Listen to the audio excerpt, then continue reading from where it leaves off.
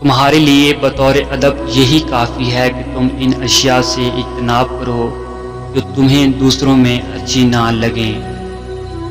آداب پالش کیے ہوئے زیور ہیں، آداب جیسی کوئی میراث نہیں۔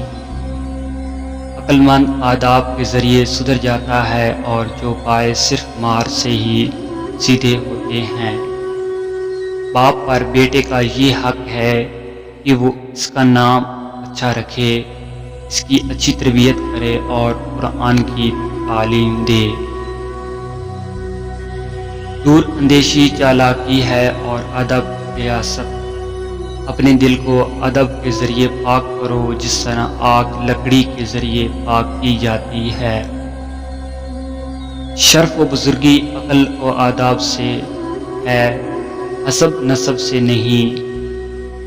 ادب بہترین میراث ہے، بہترین نسب والا وہ ہے جو بہت مؤدب ہو۔ ادب عقل کا چہرہ ہے، لہذا جسے چاہو اپنی عقل کو بہتر بناؤ۔ بے ادبی کے ساتھ کوئی شرف نہیں، عقلیں یاد ہیں اور آداب کام آئی۔ ادب حسب نسب سے بے نیاز کر دیتا ہے، ادب سے زیادہ مفید کوئی حسب نہیں۔